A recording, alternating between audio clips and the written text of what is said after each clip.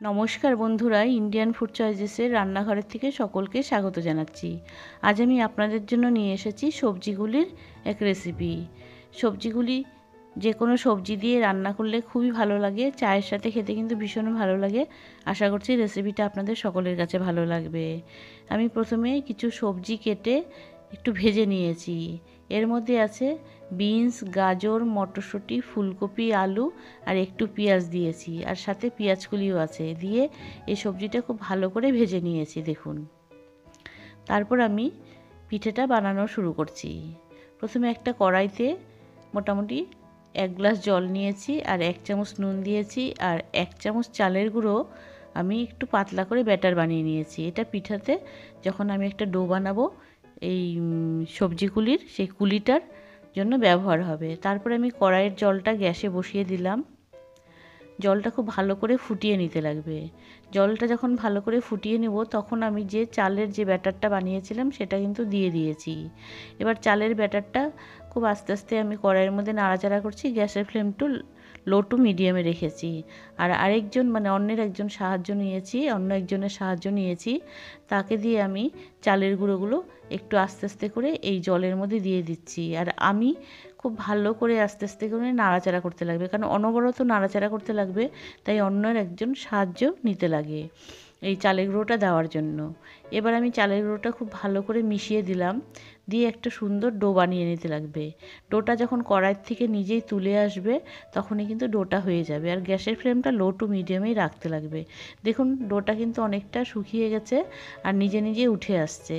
পরে কিন্তু শেষের দিকে একদম নিজে নিজেই উঠে আসবে। খুব সাবধানভাবে করে নিতে লাগবে। তারপর আমি এই ডোটা অন্য একটা পাত্রে নামিয়ে রেখে ঠান্ডা করে নিব। তারপর কুলি পিঠাগুলো বানিয়ে নিব।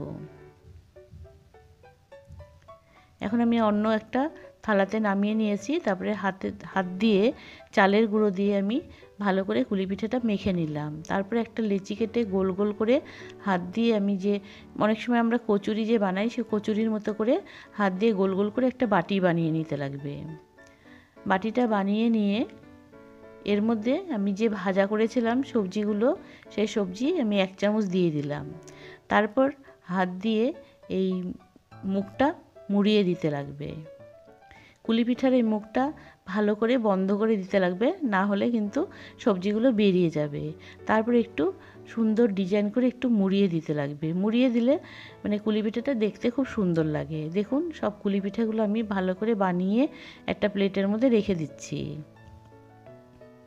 তারপর এক এক করে সব কুলি পিঠাগুলো আমি ভেজে নিব। দেখুন এখানে সবকটা কুলি পিঠা বানানো হয়ে গেছে।